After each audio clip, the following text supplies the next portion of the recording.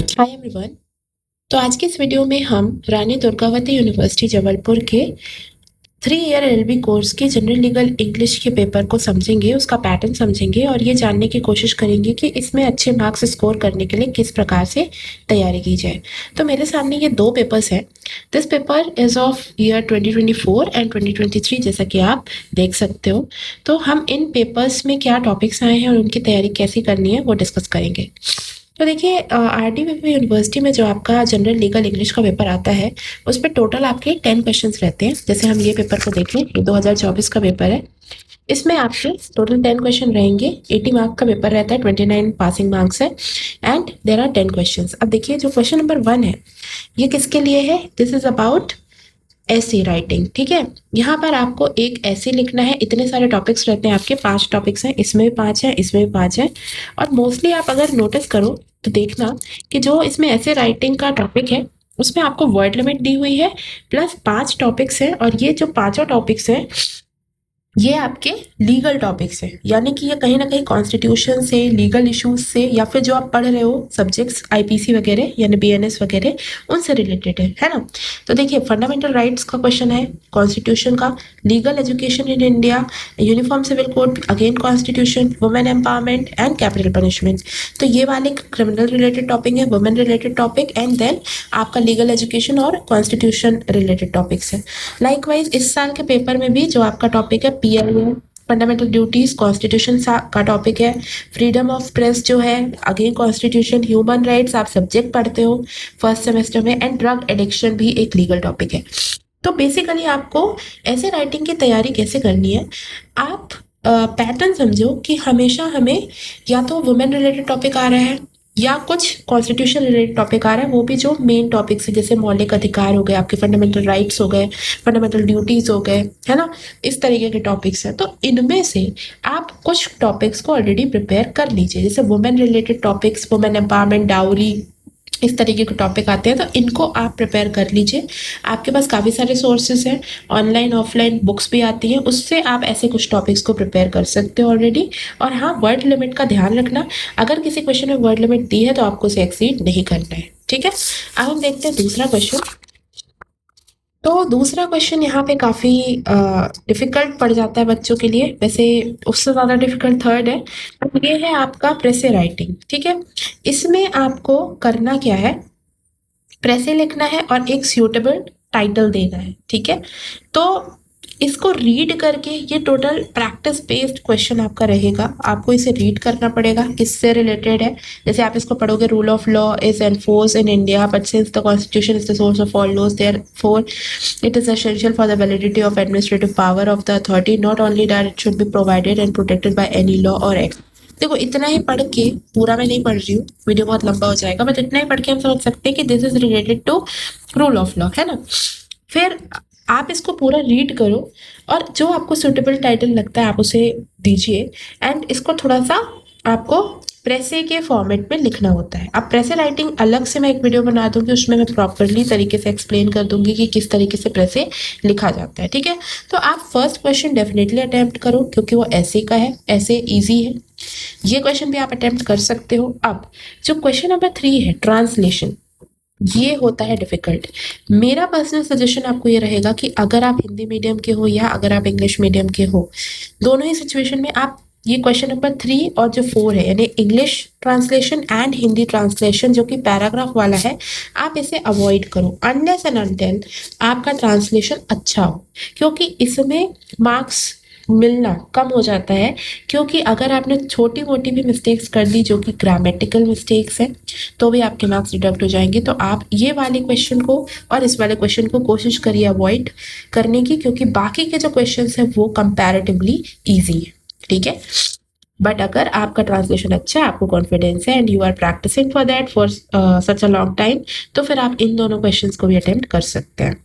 Then right Hindi और and English meanings of the following. तो ये जो क्वेश्चन है, ये आपका इजी क्वेश्चन है, क्योंकि देखिए इसमें आपके आते हैं वर्ड्स। अब जैसे ये दिए हुए हैं, ये थोड़ी सी लैटिन मैगजीन्स टाइप की हैं, कुछ लैटिन वर्ड्स हैं, इनको याद करना, जैसे बोनाफाइड यानी गुड फेथ, ओबिजस इबी रेमेडियम where there is a right there is a remedy, है ना।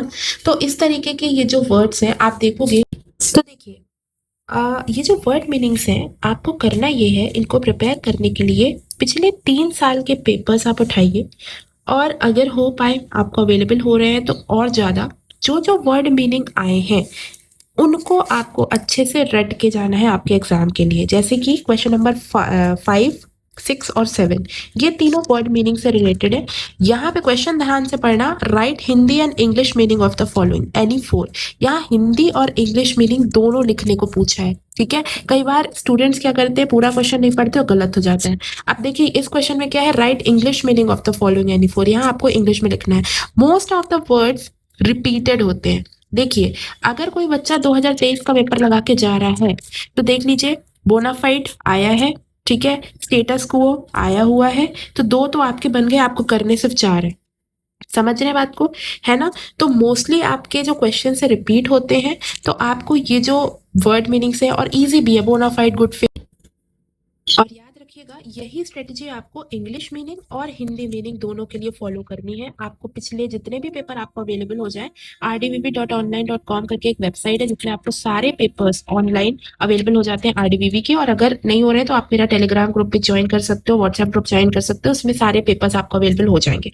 आपको वो वाले सारे ये जो वर्ड्स है, घोषणात्मक यानी डेक्लेरेटरी, प्रतिदावा यानी काउंटर क्लेम, उपचार यानी रेमेडी, ये पूरे लर्न करके जाने हैं जो पेपर में आ चुके हैं उनको तो आपको बहुत अच्छे से लर्न करके जाना है। तो इस तरीके से ये जो 3 क्वेश्चन है आप अटेम्प्ट इनको करने का ट्राई करो, ये बहुत अच्छे आपको मार्क्स दिला जाते हैं, ठीक है। अब आता है बात, अब आगे हम देखें तो जो आपके आते हैं पैराग्राफ राइटिंग, ये भी इजी होती है। छोटे छोटे से इसमें टॉपिक्स है, जैसे no pain no gain, action speak louder than words, practice makes a man perfect. ये अगर सबसे पहले आप फोकस करना कि आपको इनकी मीनिंग पता होना चाहिए कि ये कहावतें हैं, इंग्लिश में है, हिंदी मीडियम वालों के लिए डिफिकल्ट होगा। थोड़ा सा आप पढ़ के जाना कि किस प्रकार की कहावतें हैं, उनका मतलब क्या है। अगर आप क्वेश्चन ही नहीं समझ पा रहे हो तो आप उसको लिख ही नहीं पाओगे। तो अगर आपसे पैराग्राफ राइटिंग बन रही है तो आप ऐसे स्किप करके मैं बोलूंगी आप ये कर लो, ये थोड़ा सा ईजी पड़ेगा। और इसमें 2 टॉपिक्स है तो आपके पास कॉन्टेंट भी ज्यादा रहेगा और आप छोटा छोटा, आपका ब्रेन ज्यादा वर्क करेगा, बेसिकली यहाँ पे मोर एफिशिएंटली आप आंसर लिख सकते हो, ठीक है। तो इस तरीके से आप इनको प्रिपेयर कर सकते हो, ठीक है, पैराग्राफ राइटिंग के लिए। ऐसे इधर पे भी टॉपिक्स आए हैं, कोशिश करना कि जिस प्रकार के टॉपिक्स आ रहे हैं उसको थोड़ा सा आप प्रिपेयर करके घर से जाओ, नोट्स वगैरह बना लो, कुछ लाइंस लर्न कर लो ताकि आपको वहां एकदम से याद करने में परेशानी ना हो। अब बात आती है फिल इन द ब्लैंक्स की। जो भी फिल इन द ब्लैंक्स यहाँ पे पूछे जाते हैं, याद रखना वो आपके लॉ से रिलेटेड ही है जो ऑलरेडी आप पढ़ रहे हो, ठीक है। जैसे आईपीसी से रिलेटेड आते हैं, है ना। जैसे एमसी मेहता बनाम भारत संघ का मामला किससे, पर्यावरण संरक्षण से संबंधित है। अगर आप पर्यावरण पढ़ ही रहे हो, आपका सब्जेक्ट ही एनवायरमेंटल लॉ, तो आपको इस केस के बारे में जानकारी होगी ही होगी। मुरली एस देओरा अपना क्या बोलते हैं, स्मोकिंग से रिलेटेड, धूम्रपान से संबंधित मामला है, ये कॉन्स्टिट्यूशन का केस है, ठीक है। ये किसी व्यक्ति पर लांछन लगाना या प्रकाशित करना, डेफेमेशन, मानहानि होती है। ये सारे आपके आईपीसी यानी बीएनएस से रिलेटेड, भारतीय न्याय संहिता जो आप पढ़ रहे हो उससे रिलेटेड है। तो थोड़ा सा अगर आप दिमाग लगाओगे, पिछले क्वेश्चन अगर आप सॉल्व करके जाओगे तो ये fill in the blanks English and Hindi के सॉल्व करना आपके लिए बहुत आसानी होगी। तो मेरा पर्सनल आपको सजेशन ये है, इंग्लिश की तैयारी के लिए बेस्ट तरीका ये है कि आपको पिछले जितने भी साल के पेपर मिल रहे हैं आप उनको बहुत अच्छे से सॉल्व करो, ठीक है। उनके ऐसे एकदम अच्छे से पढ़ के जाइए, पैराग्राफ पढ़ के जाइए, वर्ड मीनिंग तो बहुत अच्छे से रट के जाइए। फिल इन द ब्लैंक्स कौन कौन से आ रहे हैं, किस टाइप के आ रहे हैं, आपको पैटर्न समझ में आएगा। आंसर ढूंढना आज की डेट में बहुत आसान है, आप चैट जीपीटी में फोटो खींच के भेज दोगे, किसी भी एआई टूल का यूज करोगे, लेकिन याद रखना रीचेक जरूर करना, क्योंकि एआई क्या करता है, कई बार सेक्शंस गड़बड़ बता देता है और आप चेक नहीं करते। तो एक बार जब वो बताए तो आप डायरेक्ट के माध्यम से सेक्शंस वगैरह चेक कर सकते हो कि क्या जो सेक्शंस आपका चैट जीपीटी बता रहा है वो सही।